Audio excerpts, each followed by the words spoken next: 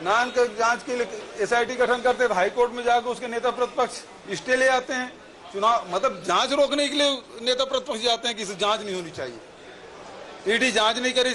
यहाँ के लाखों लोग जो चीट फंड कंपनी में पैसा जमा किए हैं, लगभग 6-6.5 हजार करोड़, ईडी कब जांच करेगी उसकी? मनी लॉन्ड्रिंग तो हुआ है यहाँ। वहाँ नेशनल हेराल्ड में जो कांग्रेस की एक संस्था है, कांग्रेस संगठन ने पैसा दिया है, उसकी जांच तो कर रहे हैं, लेकिन यहाँ छत्तीसगढ़ की जनता की गाढ़ी कमाई का पैसा है, जो मजदूर है, किसान है और तुम्हारे नौकरी पेशा लोग हैं, उनका पैसा 6.5 हजार करोड़ रुपया गया है। अभी बहुत मुश्किल हम 40 करोड़ रुपया वापस कर पाए। रमन सिंह जाए, गृह मंत्री से मिलते हैं, प्रधानमंत्री से मिलते हैं, तो उसे ये मांग करें उस ईडी की जांच कराए। प्रमाण है, आखिर नान घोटाले में जांच कर रहे थे तो उसी के नेता प्रतिपक्ष जाकर हाई कोर्ट में रोक लगवाया है, स्टे लिया है। दूसरी बात, नान घोटाले में ईडी कब बताएगी? ईडी जांच कर रही ना नान घोटाले की, तो उसमें सीएम सर और सीएम मैडम कौन है? और तीसरी बात यह है कि 6.5 हजार करोड़ रुपया गरीब जन में सोनिया गांधी की पेशी हुई, फिर आगे भी पेशी होगी, लेकिन इस बीच में छत्तीसगढ़ में ईडी पर सियासी घमासान मचा हुआ है, सियासत गरमाई हुई है। और अगर इसमें देखा जाए तो चिटफंड मामले की जांच के लिए ईडी को जो पत्र लिखा गया है उस पे रमन सिंह ने कहा है कि इसे उनका भी समर्थन है। तो कुल मिलाकर अगर समझा जाए तो ईडी की जांच के नाम पे राजनीति का एक नया अध्याय छत्तीसगढ़ में देखने को मिल रहा है। सोनिया गांधी की पेशी के विरोध में ईडी का घेराव करी कांग्रेस पर सवाल उठे तो मुख्यमंत्री भूपेश बघेल ने पूर्व मुख्यमंत्री डॉक्टर रमन सिंह पर घोटालों का आरोप लगा दिया और कहा चिटफंड घोटाले की ईडी की से जांच के लिए केंद्रीय गृह मंत्रालय को लिखा है। अब डॉक्टर रमन सिंह ने कहा है कि चिटफंड मामले में ईडी की जांच का उनका भी पूर्ण समर्थन है। और विधानसभा में लगातार हम देख पा रहे हैं कि किस तरह से आरोप प्रत्यारोप का भी दौर यहाँ पर देखने को मिल रहा है। तो तमाम पहलू को समझेंगे ईडी के इस नए अध्याय को लेकर जो छत्तीसगढ़ में देखने को मिल रहा है, उसको समझने के लिए हमारे साथ में पूरा एक पैनल मौजूद है, उनका मैं तारुफ करा दूं। सुरेश शर्मा जी हमारे साथ में मौजूद है कांग्रेस से, और नवीन मार्कंडे जी बीजेपी से, मनीष वोरा जी वरिष्ठ पत्रकार है। सबसे पहले सुरेश शर्मा जी के पास चलना चाहूंगा। सुरेश जी, कहा यह जाता है कि इस राज्य में चुनाव होता है जहां पे बीजेपी की सरकार नहीं है, वहां ईडी, आईटी और सीबीआई का दुरुपयोग किया जाता है, लेकिन एक नया अध्याय ये आ रहा है कि पुराने मामले को लेकर ईडी क्या कर पाई क्या नहीं कर पाई, उसको लेकर सीधे सीधे भूपेश बघेल ने आरोप गढ़ा है। ये सीधी सीधी बात ये है कि ईडी हो चाहे सीबीआई हो चाहे जो भी लोकतांत्रिक संस्थाएं हैं, भारत की बड़ी ही प्रतिष्ठित संस्थाएं हैं और आमतौर पे ये उम्मीद की जाती है कि निष्पक्षता पूर्वक काम करेंगे। अब ये बात ये है कि मैं तो आपको याद स्मरण दिलाना चाहूंगा कि माननीय प्रधानमंत्री जी ने 2014 में कहा था कि अरबों डॉलर विदेश में जमा है और देश का पैसा विदेशी बैंकों में जमा है। तो देश ये जानना चाहता है कि ईडी ने इनके खिलाफ क्या कार्रवाई की। देश में विदेशी काला धन लाने की बात हुई थी, उसके जगह देश का सफेद धन लेकर के 26-27 लोग विदेश भाग गए। ईडी इसमें क्या कार्रवाई कर रही है, इस बात को भी देश जानना चाहती है। और ये बात समझ में नहीं आ रहा कि एक नेता बंगाल के थे, वो बड़े भ्रष्ट थे और उनके यहाँ ईडी का छापा पड़ा, सीबीआई का छापा पड़ा, ममता बनर्जी और केंद्रीय पुलिस फोर्स के बीच में टकराव भी हुआ। अब जब वही शख्स भारतीय जनता पार्टी में शामिल हो गए, भारतीय जनता पार्टी की वॉशिंग मशीन में घुसते ही बिल्कुल सफेद होकर के, चमकदार होकर के बाहर निकले। आपको स्मरण दिलाना चाहता हूँ गांधी जी, आपने महाराष्ट्र का भी प्रकरण देखा होगा, अजीत पवार वाला मामला, जब सवेरे सवेरे बिना किसी को बताए शपथ ग्रहण समारोह होता है और उनको मुख्यमंत्री बनाया जाता है। उससे पहले उनके ऊपर कई आरोप रहते हैं, मगर 12 बजे तक सारे आरोप वापस ले लिए जाते हैं। इस तरह की घटनाएं होती हैं, जहां विपक्ष की सरकारें हैं वहां ईडी का दबाव होता है, सीबीआई का दबाव होता है। ये पक्षपातपूर्ण रवैया। अब जहां तक सवाल ये है कि सोनिया जी या राहुल गांधी जी के ऊपर जो कार्रवाई हो रही है, तो हमारा कहना यह है कि मान लीजिए कुछ अनियमितता भी हुई है तो 90 करोड़ रुपया इस जेब से उस जेब में गया है। कांग्रेस का पैसा कांग्रेस की जेब में गया है, कांग्रेस पार्टी की हेराल्ड थी, तो इसमें तो हमको कोई दिक्कत नहीं है, इसमें जांच खूब करें, खूब पूछताछ करें, मगर झूठ ना बोले। सोनिया जी ने कहा कि आप मेरे सामने कर सकते हैं, मैं शाम तक उपलब्ध हूँ, मगर ईडी ने कहा कि नहीं, आप जाइए, आप सोमवार को फिर आइए। तो इस तरह की जो भ्रांति पैदा करके विपक्ष के प्रति जो वातावरण तैयार करने की कोशिश भारतीय जनता पार्टी के द्वारा हो रही है, और जिस तरह से ईडी और जितने भी केंद्रीय संस्थाएं हैं उनका जिस तरह से दुरुपयोग भारतीय जनता पार्टी कर रही है, ये देश के लिए भी चिंता का विषय है और हमारे लिए भी चिंता का विषय है। इसलिए कांग्रेस पार्टी की जिम्मेदारी बनती है कि अलोकतांत्रिक कार्रवाइयों के विरोध में वो सड़कों पर उतरे, और इसलिए हम सड़कों पर उतरे और आवश्यकता पड़ेगी तो फिर उतरेंगे। जी, और इस बीच में चिटफंड कंपनी में को लेकर जो बीजेपी सरकार के समय में जो तमाम घोटाले हुए उसका आरोप लगाया जा रहा है नवीन मार्कंडेय जी, उसकी जांच की बात कही जा रही है ईडी से। देखिए गांधी जी कि जो घोटाला गड़बड़ जो भी हुआ है उसमें आप जांच कराइए, आपको किसने रोका है भाई? 3.5 वर्ष हो गए आपकी सरकार को, आप क्या कर रहे हैं? दूसरी चीज है, कितने एसआईटी आपने गठन किया है और कितने एसआईटी का रिपोर्ट आपने सदन के पटल पर रखे हैं? दूसरा और है कि आपने कहे कि भाई ईडी को देंगे, आप ही जब सरकार बनी थी तो ईडी और सीबीआई को छत्तीसगढ़ में बैन कर दिए थे। तो क्यों बैन किए थे भाई? जब आपको जांच कराना है या उस संस्था को विश्वास है आपका तो आगे करना था, क्यों आपने बैन किया? दूसरा और एक विषय है कि एक तरफ जब नेशनल हेराल्ड के मामले पर वही ईडी काम करता है, जांच करता है, तो आपको बहुत तकलीफ होता है, उनके खिलाफ में आप सड़क पर उतर के प्रदर्शन करते हैं। आप ये नहीं कह रहे हैं कि भाई आप जांच कीजिए, जांच क्या 10 बार जांच कीजिए, दूध के दूध और पानी के पानी हो जाएगा। आप ये कहने की आपकी हिम्मत नहीं है। दूसरी तरफ है कि जब आपके यहाँ छत्तीसगढ़ में ही आईटी का आप छापा पड़ता है, 200 करोड़ रुपया का ट्रांजैक्शन मिलता है, कोयले का घोटाले में जिस तरह से यहाँ 5 करोड़ का गहना मिलता है, 9 करोड़ का नकदी मिलता है, आप उसको छपने नहीं देते। ये स्थिति है आपकी, और आप जो है उस पर कोई कार्रवाई नहीं की है। क्या कार्रवाई की है ये बताइए। इसके अलावा आपने ट्रांसफर पोस्टिंग पर यहाँ धंधा चलाए, आपने कितने लोगों के ऊपर यहाँ कार्रवाई की है और कितने लोग उसमें लिप्त है उस पर कार्रवाई की है। आज भी आप देखे हैं आप कि किस तरह से उत्खनन में माफिया राज चल रहा है, जिस तरह से शराब में माफिया राज चल रहा है, जिस तरह से ये दोनों में इतनी बड़ी बड़ी घटनाएं हो रही है, इतने हत्या और इतने अपराध बढ़ गए हैं, आपने कुछ किया क्या? क्यों नहीं किया भाई?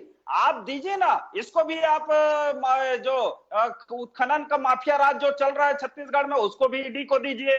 ये जो अपराध और हत्याएं जो इस तरह से बढ़ा है यहाँ, उसको भी ईडी को दीजिए। क्यों नहीं दे रहे हैं? एक तरफ आप वही ईडी पर अविश्वास करते हो, दूसरी तरफ आप उस पर कार्रवाई के लिए दे रहे हैं। और हमारे लिए तो गर्व की बात है कि भाई हमारे नेता ने आपको खुली चुनौती दिया कि 1 रुपया का भी अगर भ्रष्टाचार आप निकाल देंगे तो राजनीति से संन्यास ले लेंगे। दूसरी चीज है कि उसने कहा है कि आप जो ईडी को दे रहे हैं जांच के लिए, हम उसका समर्थन करते हैं, हम आपके साथ हैं, आप करवाइए। क्यों आप पीछे हट रहे हैं? क्यों आप नहीं करवा रहे हैं?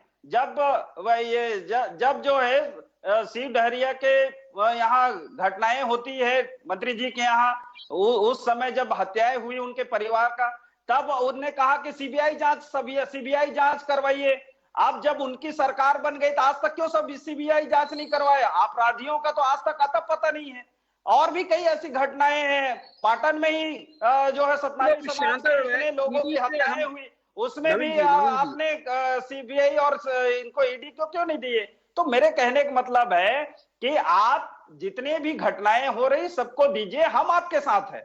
नहीं, इन तमाम घटनाओं को क्या ईडी को दिया जा सकता है? क्या आर्थिक अनियमितताएं तो ईडी देख सकती है? मनी लॉन्ड्रिंग का ही केस ईडी नहीं, हमने ईडी और सीबीआई दोनों को कह रहे हैं, जिसके अधिकार क्षेत्र में जो होता है उनको दीजिए आप। जी मनीष जी, आवाज मिल पा रही है मेरी आपको? मनीष जी संपर्क करना चाहिए। गांधी जी मिल रही है आपकी आवाज मिल रही है गांधी जी। मनीष जी, इन दिनों प्रदेश में ईडी को लेकर जो एक नया अध्याय जो शुरू हुआ है, आरोप प्रत्यारोप का दौर शुरू हो चुका है। आपने देखा कि किस तरह से रमन सिंह ने एक बयान जारी किया, जिस बयान में उन्होंने कहा कि एक भी आरोप साबित करते तो वो राजनीतिक जीवन से संन्यास ले लेंगे।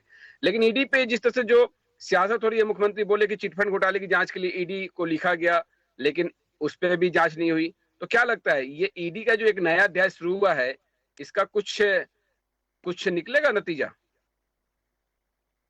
देखिए गांधी जी, मुझे ऐसा लगता है जब से छत्तीसगढ़ में कांग्रेस की सरकार बनी उसके बाद से लगातार ये स्थितियां बनती चली आ रही हैं। हर जो भी कोई मैटर आता है उस पर देखा जाता है ये केंद्र पे जाएगा, केंद्र राज्य पे बोलता है, राज्य केंद्र पर बोलता है, ये फुटबॉल बना करके खेलते हैं।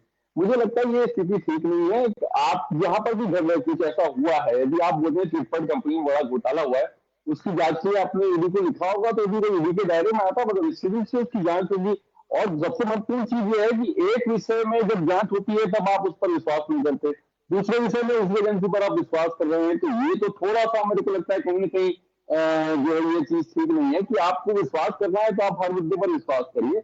आप बोलते हैं इसके लिए हम जांच कराएंगे तो ठीक है, निश्चित रूप से उसका जांच होना चाहिए, और जांच होने के बाद दूध का दूध और पानी का पानी होना चाहिए। जो सत्य बात है वो जनता के सामने निश्चित रूप से आना चाहिए, चाहे उसमें कोई भी इन्वॉल्व हो, कोई भी राजनीतिक दल का व्यक्ति हो, कोई भी राजनीतिक व्यक्ति हो, चाहे व्यावसायिक व्यक्ति हो, जो भी हो, जो इस तरीके की हरकत करता है, देश की एकता, अखंडता और संप्रभुता के साथ में जो खिलवाड़ करता है, उसके खिलाफ निश्चित रूप से कार्रवाई होनी चाहिए।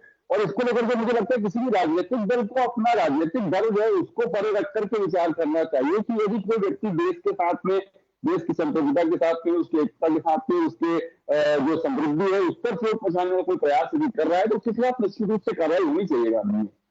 जी मनीष गुप्ता जी, लेकिन इसमें मुख्यमंत्री भूपेश बघेल ने सम्मान की जो बात कही थी कि वो सेंट्रल एजेंसियों का सम्मान करते हैं, वो बार बार इस बात को कहते नजर, मीडिया के सामने भी उन्होंने कहा। लेकिन उन्होंने एक बात ये कही कि उन्होंने लगातार जो पत्र लिखे, ना पत्र का जवाब आया, ना उस पर कोई जांच आगे बढ़ पाई। इस बीच में अगर देखा जाए तो मनी लॉन्ड्रिंग का केस होना चाहिए, मनी लॉन्ड्रिंग का अगर मामला हो तो ईडी उसमें कार्रवाई करती है। सुरेन जी, बार बार आप लोगों की तरफ से ये कहा जा रही कि सोनिया गांधी, राहुल गांधी, नेशनल हेराल्ड के मामले में एफआईआर नहीं हुई है। मुख्यमंत्री भूपेश बघेल इस बात को कहते हैं, एफआईआर हो, उस पर कार्रवाई हो तो समझ में आता है। आखिर क्यों इस तरह की स्थिति बन रही है, क्या लगता है आपको? देखिए गांधी जी, सबसे पहली बात यह है कि हमारे मित्र नवीन मार्कंडे जी ने एक बहुत गंभीर आरोप लगाया है जी। कि मीडिया में छपने नहीं दिया। ये आपकी प्रतिष्ठा पर एक बड़ा प्रश्न चिन्ह है कि कांग्रेस की सरकार इतनी प्रभावशाली हो गई है कि मीडिया में छपने नहीं दिया किसी बात को। सारे अखबारों में जो फाइंडिंग्स आए थे उस छापे के, वो सारे सब के सब छपे थे, पहली बात। दूसरी बात, जो महत्वपूर्ण प्रश्न ये है कि चाहे ईडी हो, चाहे सीबीआई हो, चाहे एनआई हो, चाहे इसकी सार्वभौमिकता पे, इसकी प्रतिष्ठा पर कोई प्रश्न चिन्ह नहीं है। प्रश्न चिन्ह इस बात का है कि इसकी निष्पक्षता जो है संदेह के दायरे में आ रही लगातार। जिस तरह से केंद्र की सरकार इसका उपयोग या कहे दुरुपयोग कर रही है, प्रश्न ये है कि हमारी ईडी तो देश की संस्था है ना, सीबीआई देश की संस्था है, भारतीय जनता पार्टी या कांग्रेस पार्टी की संस्था नहीं है। न्यायपालिका यहाँ सुप्रीम कोर्ट है, वो हमारे सबके देश की संपत्ति है, वो देश की संविधान की सुरक्षा करने के लिए है। तो उसमें एक निष्पक्षता दिखनी चाहिए, तो उसमें पक्षपात नहीं दिखाई देना चाहिए। लगातार चाहे कर्नाटक में हो, चाहे मध्य प्रदेश में हो, चाहे बंगाल में हो, चाहे छत्तीसगढ़ में हो, जिस तरह की कार्रवाइयां हो रही हैं, जिस तरह से कांग्रेस के खिलाफ कार्रवाई हो रही है, इन सारे चीजों को देखते हुए जब बड़े बड़े प्रकरण है, मैं तो गिनाया हूं ना कि भाई आपको तो देश के लोगों ने 15 लाख रुपए वापस लेने के लिए चुना था ना। आज तक आपने देश को ये नहीं बताया कि 15 लाख में से कितना रुपया विदेश से आया, कितना विदेश में किसका किसका पैसा जमा है, कम से कम उसी का नाम बता देते। अब डॉक्टर रमन सिंह जी चुनौती दे रहे हैं कि भाई मैं तो 1 रुपया भी मेरा निकलेगा तो मैं राजनीति संन्यास ले लूंगा, वो तो लेना ही पड़ेगा। अरे भाई, आप कम से कम ये तो बताइए कि अभिषेक सिंह कौन है? Doctor Raman Singh medical store Kawardha का व्यक्ति कौन है जिसका नाम पनामा पेपर्स में है? कम से कम इसका तो खंडन कीजिए। तो ये बात दरअसल ये है, अगर आपको अपने ही संस्था में भारतीय जनता पार्टी के अधिवेशन में कहना पड़ता है कमीशन खोरी बंद करो, तब हमारी सरकार वापस आएगी, तो ये बड़ा गंभीर प्रश्न उत्पन्न होता है। तो ये बात दरअसल ये कहने की बात नहीं है, पूरा छत्तीसगढ़ जानता है कौन क्या है, कौन क्या नहीं है, कौन क्या कर रहा है, कौन क्या नहीं कर रहा है। जिन विषयों में नवीन मार्कंडे जी ने बात रखी उस पर और किसी दिन अलग अलग विषयों में जरूर चर्चा रखी जा सकती है। अपराध, कोल माफिया पर चर्चा रख लीजिए, रेत माफिया पर चर्चा रख लीजिए। आज तो बात ईडी की है, तो ईडी के संबंध में सीधा सीधा मेरा कहना यह है कि आप कोई भी ऐसा काम देश के सामने ऐसा नजीर पेश नहीं होना चाहिए। 90 करोड़ रुपए का मामला है, उसमें जो कुछ भी हुआ है, 5 दिन तक राहुल गांधी जी ने, हम कहाँ भाग रहे हैं? हमने कब कहा है कि हम जवाब नहीं देंगे? हमारे नेता तो 5 दिन तक जवाब दिए। सोनिया जी भी जवाब देने को तैयार है, ईडी के सामने प्रस्तुत होने को तैयार है। हमारी जो कांग्रेस पार्टी है वो इस देश के संविधान को बनाने वाली पार्टी है, देश में लोकतंत्र स्थापित करने वाली पार्टी है। यहाँ के संस्थाओं का हम सम्मान करते हैं। हम यहाँ के न्यायपालिका का, कार्यपालिका का, यहाँ के जितने भी जांच संस्थाएं हैं उनका सम्मान करते हैं। तो उसमें उपस्थित नहीं होने वाली बात नहीं है। मगर बात यह है कि मीठ मीठ करू करू गप गप और करू करू थू थू, हमारे लिए सारी चीजें आप लागू करेंगे, आप अपने लोगों के लिए लागू नहीं करेंगे। भारतीय जनता पार्टी में कोई व्यक्ति शामिल हो गया, उसके बाद वो दूध का धुला हो गया, पाक साफ हो गया, गंगा जी में स्नान कर लिया, और उसके सारा उसका जो करेक्टर सर्टिफिकेट है आजकल भारतीय जनता पार्टी जारी करती है। हमको आपत्ति इस बात की। लेकिन ईडी की कुछ कार्रवाई जो है उसको लोग सराह भी रहे हैं। जैसे आप देखिए कि एसएससी स्कैम जो हुआ पश्चिम बंगाल में, उसमें मंत्री की गिरफ्तारी भी हुई, और जो पैसों का ढेर है वो तस्वीर, वो वीडियो सब लोग देख भी पा रहे हैं, नवीन मार्कंडे जी। तो ऐसा कि जो जेन्युइन कार्रवाई है वो होनी चाहिए, एटलीस्ट कम से कम इस तरह के स्कैम तो सामने आ पाएंगे। देखिए गांधी जी, आप देखे होंगे कि लगातार ऐसी जहां घटनाएं जिस जिस जगहों में जहां भी हुआ है, वहां जो भी सूत्र से जानकारी मिल रहा है या जो भी रिपोर्ट आ रहा है उसके अनुसार से राष्ट्रीय संस्था है, शासकीय संस्था है, उस पर किसी का कोई दबाव या उस पर कंट्रोल नहीं है, वो अपने काम कर रहा है। रही बात, मैं तो यही कह रहा हूं ना, आप मान रहे हैं कि उसमें अगर हुआ भी होगा, सुरेंद्र भैया ने कहा कि नेशनल हेराल्ड में अगर कोई गड़बड़ हुआ भी है तो भाई वो तो जो है कांग्रेस के ही एक संस्था से दूसरा संस्था, बात एक संस्था से दूसरे संस्था की नहीं है गांधी जी। मैंने पहले भी कहा है कि उसमें आजादी के पहले आजादी की लड़ाई लड़ने वाले लोगों की एक बड़ी कमेटी है जिसकी पैसे उसमें है। आपने उनसे तो सहमति ही नहीं लिए है, और आपने इतने दिन उनको कहे कि भाई ये घाटे में, इतने करोड़ के घाटे में चले गए। आप 90 करोड़ के घाटे में जाने के बाद आप एक नया संस्था बना देते हैं, और नया संस्था में फिर आप उनको डाइवर्ट करते हैं पैसे को। तो यहाँ लेन देन, अगर आपकी संस्था है, पुरानी संस्था है, तो पुरानी संस्था में ही आपको देना था पैसा। नया संस्था बनाकर और उसमें जो सोनिया गांधी जी, राहुल गांधी जी और ओरा जी को उसमें, और कई ऐसे लोग हैं जो टॉप के लीडर्स उसमें रह के काम किया है। जब आप लोगों ने जब किया ही है तो फिर डर क्यों रहे हैं, क्यों उसको नहीं कर रहा? दूसरी चीज, ये नेशनल हेराल्ड का जो है ये आज का घटना नहीं है, ये तो कांग्रेस की केंद्र में सरकार थी तब की घटना है, और उस समय के बाद से ये लगातार चलते आ रहा है, और उस पर एफआईआर भी हुआ है। राहुल गांधी जी और सोनिया गांधी जी बेल में है। अब बेल में होने के बाद जो अपराधी है उस पर अगर कार्रवाई हो रही है तो आपको क्यों उसमें दर्द हो रहा है? रही बात, ऐसा है कि यहाँ इतनी सारी समस्याएं हुई है। आप देखे हैं कि जब पहले यहाँ एक आईटी का फिर छापा पड़ा था तो कितने मुख्यमंत्री आवास से पोटली निकला था और कहां कहां से निकला था, ये आप जानते हैं। और जो है इस पर क्यों नहीं करवा रहे हैं, कोयले पर क्यों नहीं करवा रहे? आखिर वो भी तो आर्थिक अनियमितता का ट्रांजैक्शन हुआ, 200 करोड़ रुपए का ट्रांजैक्शन हुआ है, तो उस पर भी क्या ईडी के लिए ये जो है परमिशन देंगे क्या?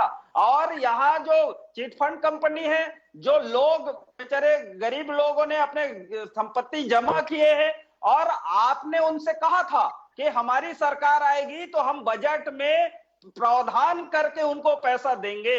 आपने क्यों झूठ बोला था? और अगर बोले थे तो आज 3.5 साल हो गया, क्यों उनको प्रावधान करके पैसा नहीं दे रहे हैं? और आपने अभी तक के ऐसे लोगों के ऊपर क्या कार्रवाई कर रहे हैं? आप जो है मिली भगत करके आप काम चला रहे हैं। आपका समय खत्म हो रहा है, 6 महीना साल भर बाकी है, और आप जो है अब लोगों का विश्वास आपके ऊपर से उठ गया है, आपको दोषी माना जा रहा है, तो आप कह रहे हैं कि ईडी से जांच कराएंगे तो करवाइए, हमारी सहमति है।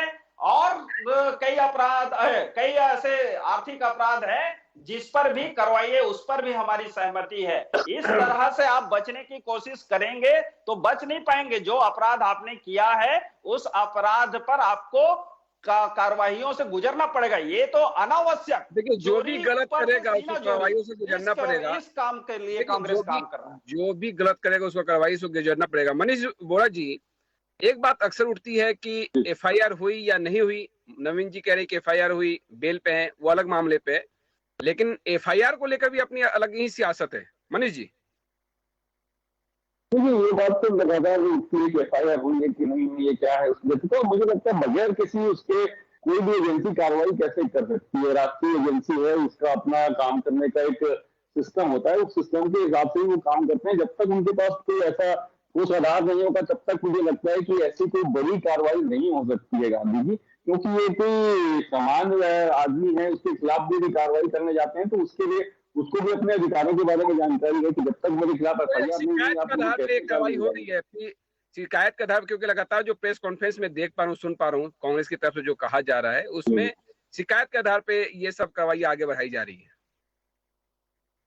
मैंने कहा निश्चित रूप से कुछ ना कुछ तो उसमें ऐसा होगा जिसको लेकर के कार्रवाई हो रही, क्योंकि किसी भी संस्था के कार्य करने का एक सिस्टम होता है, उस सिस्टम के बगैर वो कार्रवाई नहीं कर सकते हैं। और जो भी कार्रवाइयां हो रही है उसको लेकर के लगातार ये बातें आती है, जैसा अभी मैं सुरेंद्र जी कह रहे थे कि भाई गलत क्या है, हमने अपनी संस्था से लिया, हमने अपनी संस्था को दे दिया। तो गलत या सही है कि नहीं है उसका फैसला तो जब बात पूरी खुलकर के सामने आएगी तब पता चलेगा। आपने लिया दिए ठीक है, वो अपनी बात है, आपने अपनी संस्था से लिया, अपनी संस्था को दे दिया, मगर इस बीच क्या हुआ, उसको कैसे आपने किया, वो सारी चीजों की बात आएगी। तो ये सब चीजें जब आती है तब आगे खुलेगा, तब पता चलेगा कि वास्तविकता क्या है। ये नहीं हो सकता यार मैंने लिया, मैंने ही पैसा मैंने लिया, मैंने ही रख लिया, तो आपका पैसा आपने ही लिया, आपने ही रखा, तो उस किस प्रक्रिया के तहत रखा, क्योंकि कोई भी सिस्टम के बगैर काम नहीं हो सकता।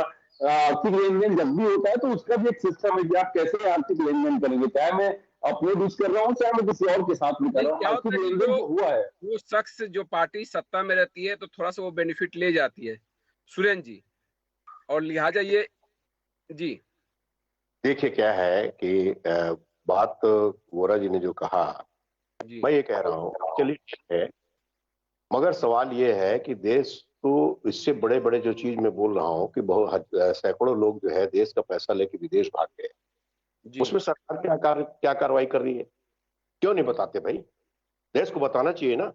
आपने कहा था कि देश का इतना इतना अरब डॉलर विदेश में जमा है, जब वो आएगा तो 15-15 लाख रुपया सबको मिलेगा, उस पर कार्रवाई क्यों नहीं होती? इसलिए पक्षपातपूर्ण लगता है। ये चिटफंड कंपनी को भारतीय जनता पार्टी के तमाम नेता जाके फीता काटते थे, करोड़ों रुपए लेके भाग गए। करोड़ों रुपए लेके भागने के बाद अब इसके लिए क्या आग्रह करना पड़ेगा, एप्लीकेशन देना पड़ेगा कि इनके खिलाफ कार्रवाई की जाए। के 8,000 करोड़ रुपया का घपलाबाजी हुआ है चिटफंड कंपनी में, उसके खिलाफ ईडी स्वयं संज्ञान क्यों नहीं लेती? क्या वहां किसी के यहाँ छापा मारने के लिए निमंत्रण भेजना पड़ता है क्या? वो स्वयं रेकी करते हैं, स्वयं जानकारी लेते हैं, उनके पास सोर्सेस हैं, उनके पास मुखबिर हैं, उनके पास तमाम तरह की सुविधाएं उपलब्ध है और समय समय पे कार्रवाई करते हैं। बहुत सारे लोगों के आप बिना किसी आग्रह कार्रवाई की है, बिना किसी निर्देश से कार्रवाई की है, क्यों नहीं करते चिटफंड कंपनी के खिलाफ कार्रवाई?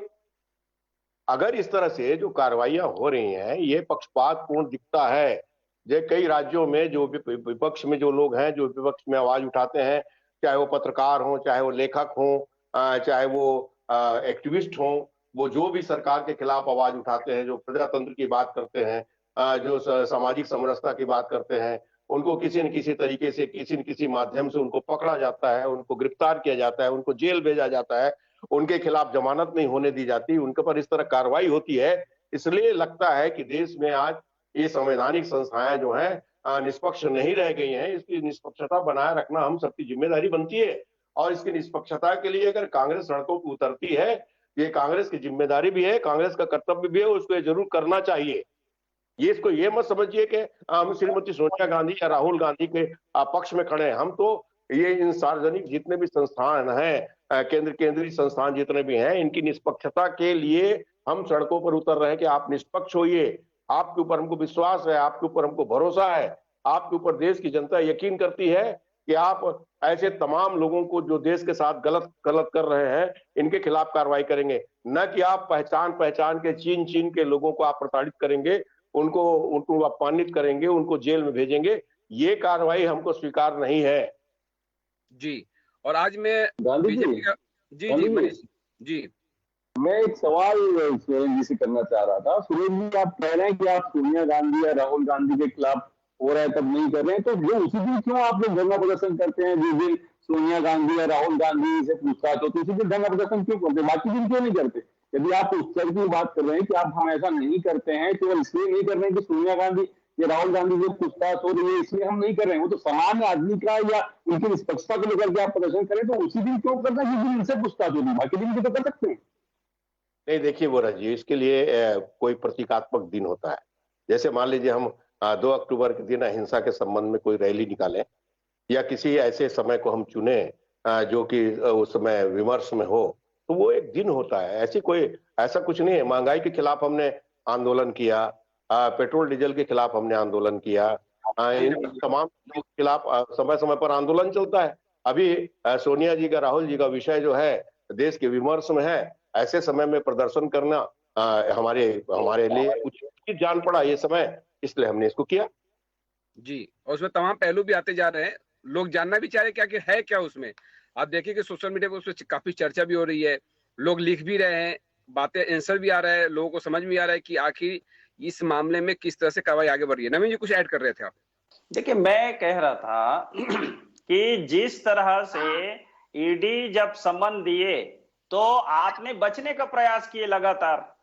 जब आपको ईडी ने बुलाए तब आपने राहुल गांधी जी को अगर 4 दिन 5 दिन बुलाए तो आपने 4 दिन 5 दिन वहां प्रदर्शन किए और पूरे यहाँ के मंत्रिमंडल जाके प्रदर्शन किए।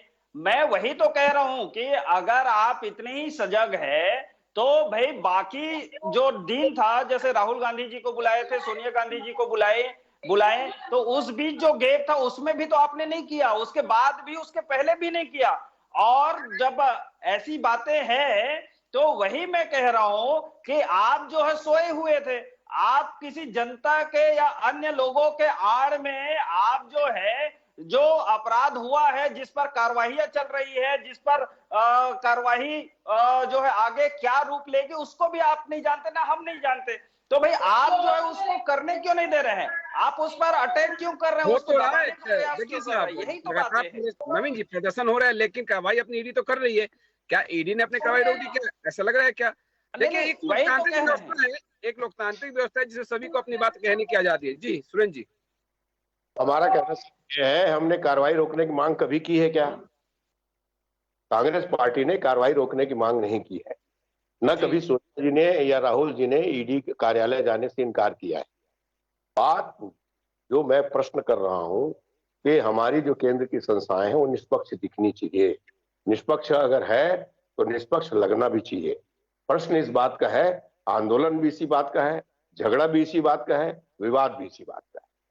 जी, और हमने देखा भी कि ईडी को लेकर रमन सिंह ने क्या वक्तव्य दिया, अपने राजनीतिक जीवन को लेकर भी उन्होंने बातें कही। और एक वीडियो भी जो मुख्यमंत्री भूपेश बघेल ने सोशल मीडिया पे साझा किया, जिसमें आधिकारिक अकाउंट पर उन्होंने कहा, लिखा दीवारों पर लिखी कहानियां बारिशों में धुंधली नहीं होती। आपने तो फिर कांड दर्ज कराए हैं, खुद को रगड़ कर धोने से भी ना मिटेंगे। पनामा पेपर्स, नान घोटाला, डीके से लेकर अंतागढ़ चिटफंड तक हर जगह आप और आपके परिजन है। ये बातें सोशल मीडिया पे कही गई। कॉमनवेल्थ खेलते रहे हैं, सनद रहे डॉक्टर साहब, संन्यास। मतलब इस संन्यास की जो बात कही, उसके बाद में लग रहा है ईडी को लेकर एक नया अध्याय जो शुरू हुआ है, उसी को हम समझने की कोशिश कर रहे थे। तमाम पहलू को हमने समझा, समय कमी है, आगे भी किसी और एपिसोड में इस पे और विस्तार से चर्चा करेंगे। आप सभी मेहमानों का मैं बहुत बहुत धन्यवाद करना चाहूंगा। मनीष जी आपका, सुरेंद्र जी आपका, नवीन मार्कंडेय जी आपका बहुत बहुत धन्यवाद। साधना न्यूज़ पे खबरों से थैंक यू।